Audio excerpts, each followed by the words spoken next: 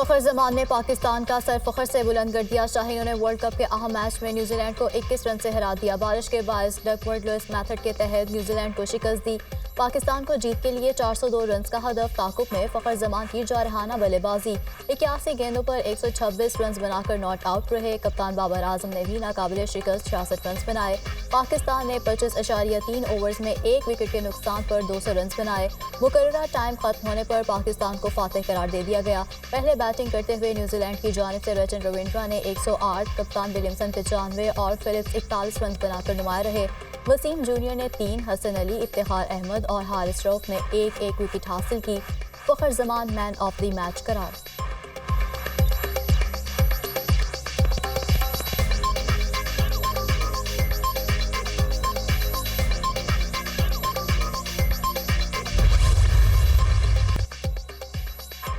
Pakistani team के semifinal में जाने की उम्मीदें बरकरार। ग्रीन शर्ट्स ने न्यूजीलैंड को शिकस्त देकर इवेंट में चौथी कामयाबी हासिल की। 8 पॉइंट्स के साथ पॉइंट्स टेबल पर 5वीं पोजीशन हासिल कर ली। अगला मैच 11 नवंबर को दिफाई चैंपियन इंग्लैंड के साथ होगा। पाकिस्तान को अच्छे रन रेट से जीतना होगा। भारत और जनूबी अफ्रीका की टीमें सेमीफाइनल में क्वालिफाई कर चुकी हैं।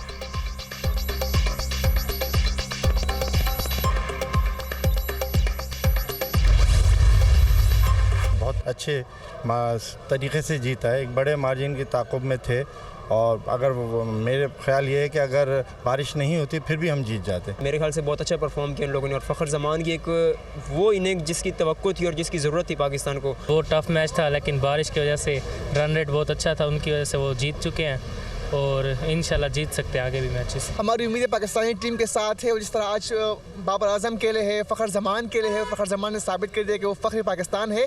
जिस तरह पाकिस्तानी शाहीनों ने कम बैक किया है तो उम्मीद है कि वो इस तरह अच्छी परफॉर्मेंस का मुजाहरा करेंगे और वर्ल्ड कप जो है वो लेके आएंगे। फ़खर जमान से बहुत खुश हुई, बहुत ज़बरदस्त इनिंग्स की लिए उसने और इंशाल्लाह बहुत पूरी उम्मीद है कि पाकिस्तान सेमीफाइनल तक भी पहुँच जाएगा और इंशाल्लाह फाइनल भी जीतेगा। कौमी टीम की जीत पर शायकीन की जानिब से खुशी का इजहार। उम्मीद है टीम सेमीफाइनल खेलेगी और वर्ल्ड कप जीत कर आएगी। फ़खर जमान और बाबर आजम ने उम्दा बैटिंग की। अगले मैचेस में बॉलर्स भी अच्छी कारकर्दगी दिखाएं। शहरियों की गुफ्तगू।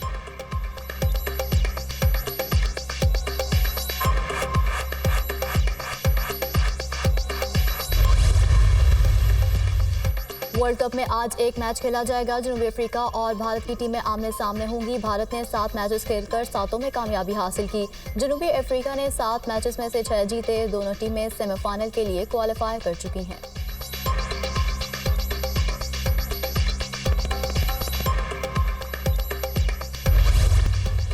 पाक फिजाइया के मियां वैली एयर बेस पर हमला नाकाम। तमाम 9 दहशतगर्द मारे गए। पाक फिजाइया के किसी भी असासे को नुकसान नहीं पहुंचा। दहशतगर्दों के हमले में पहले से ग्राउंड किए गए 3 जहाज मामूली मुतासर हुए। पाक फौज हमेशा मुस्तैद रहती है और हम दुश्मनों के खात्मे के लिए पुरआज़्म है। ISPR।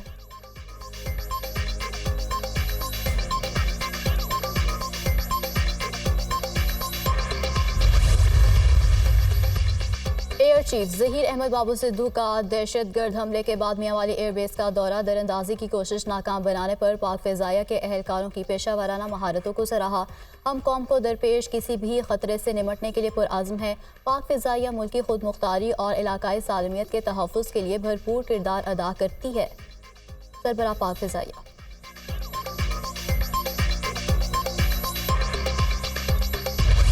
पसनी से और मारा जाने वाली फौजी गाड़ियों पर हमला, 14 जवान शहीद। जाम शहादत नोश करने वालों की नमाज जनाजा पसनी में अदा कर दी गई। आला फौजी हुकाम की भी शिरकत। आबाई इलाकों में तदफीन कर दी गई।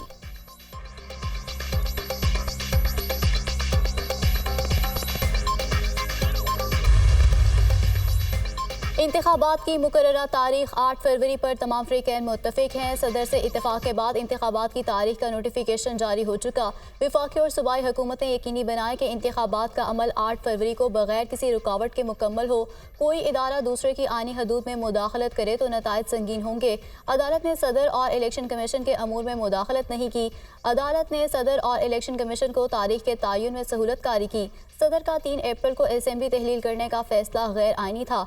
सुप्रीम कोर्ट ने इंतखाबात केस का 10 सफ़ात पर मुश्तमिल तहरीरी फैसला जारी कर दिया।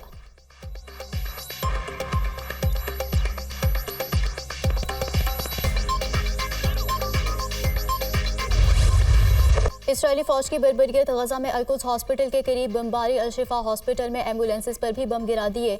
स्कूल भी निशाना। मजीद 250 फ़लस्तीनी शहीद, सैकड़ों जख्मी। गजा पर इसराइली हमलों में अब तक 3000 से ज़ायद बच्चे, 2000 से ज़ायद ख़वातीन शहीद। शहदा की मजमूई तादाद 9,500 के करीब पहुँच गई। जख्मियों की तादाद 32,000 से तजावुज़। बच्चों की हलाकतों के तनासुब में इजाफा। गजा की पट्टी बच्चों का कब्रिस्तान बन चुकी। यूनिसेफ।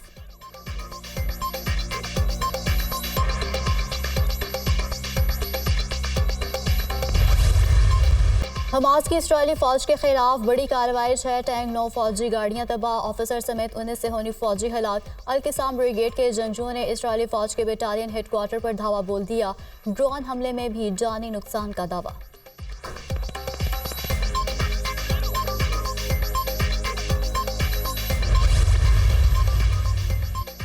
इसराइली फौज का गजा में 25 फौजियों के मारे जाने का एतराफ़। इसराइली फौज का कहना है कि गजा पट्टी में कार्रवाइयों के दौरान इसके अब तक 25 अहलकार हलाक हुए।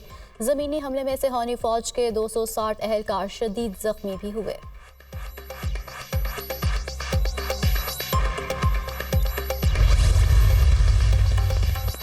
अमरीकी वज़ीर ख़ारजा एंटनी ब्लिंकन की उर्दन में हुकाम से मुलाकातें। जंगबंदी से हमास को मुनज़्ज़म होकर दोबारा हमला करने का मौका मिल जाएगा। गजा में बच्चों और आम शहरियों पर हमले बंद होने चाहिए। तनाज़ा ख़त्म करना चाहते हैं। अमरीकी वज़ीर ख़ारजा की उर्दन और मिस्र के वज़राए ख़ारजा के साथ न्यूज़ कॉन्फ्रेंस। इसराइल गजा में जंगी जराइम में मुलव्विस है। शहरियों का कत्ल, मसाजिद और अस्पतालों को निशाना बनाने का कोई जवाज़ नहीं बनता। इमन सफादी की बातचीत। गजा तक इमदाद पहुंचाने के लिए मिस्र पूरी कोशिश कर रहा है। सामने चौधरी।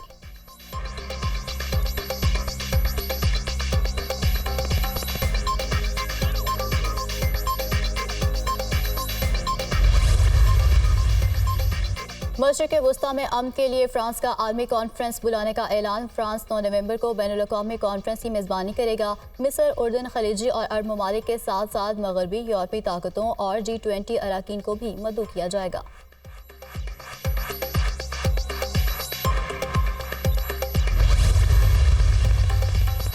स्कॉटलैंड के फर्स्ट मिनिस्टर की अहलिया के वालिदैन गजा से निकलने में कामयाब। हमजा यूसुफ की अहलिया के वालिदैन बाहिफाजत मिस्र पहुंच गए।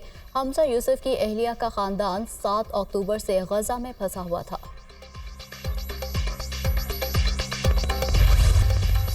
फवाद चौधरी एक बार फिर गिरफ्तार। साबिक वफाकी वजीर को इस्लामाबाद पुलिस ने थाना अपारा में दर्ज मुकदमे में गिरफ्तार किया। फवाद चौधरी पर PTI की रैली निकालने और सड़कें ब्लॉक करने का इल्ज़ाम है।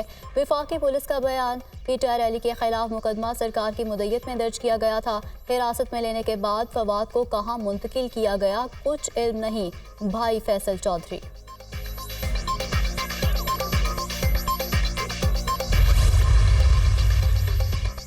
इस्लामाबाद की सेशन अदालत ने असद कैसर को जुडिशल रिमांड पर जेल भेज दिया। साबिक स्पीकर कौमी असम्बली को एंटी करप्शन ने बनी गाला में उनकी रिहाइशगाह से गिरफ्तार किया। असद कैसर पर मेडिकल कॉलेज सवाबी के लिए सामान की खरीदारी में करप्शन का इल्ज़ाम है।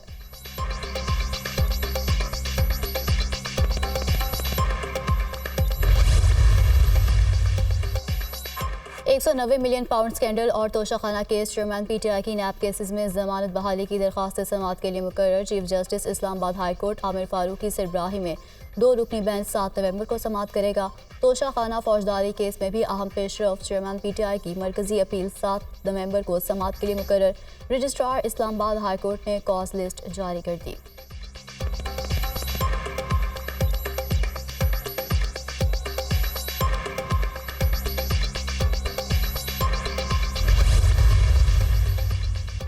चेयरमैन PTI और बुशरा बीबी के खिलाफ गैर शरई निकाह का केस। वकील शेर अफजल मरवत पेश ना हुए। इस्लामाबाद की डिस्ट्रिक्ट एंड सेशन कोर्ट्स के जज कुदरत उल्लाह ने समाअत 13 नवंबर तक मुलतवी कर दी।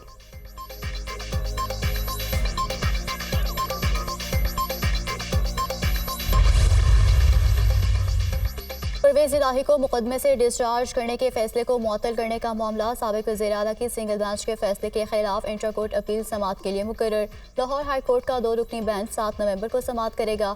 सिंगल बेंच ने हक़ाइक़ के बरअक्स जुडिशल मजिस्ट्रेट का फैसला मुअत्तल किया। दरख्वास्त में मौक़िफ़।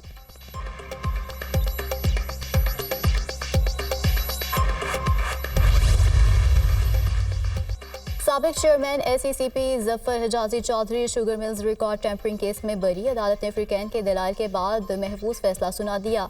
FIA रिकॉर्ड टेम्परिंग के इल्जामात साबित करने में नाकाम रही। स्पेशल जज सेंट्रल के रिमार्क्स जुलाई 2017 में सुप्रीम कोर्ट के हुक्म पर FIA ने मुकदमा दर्ज किया था।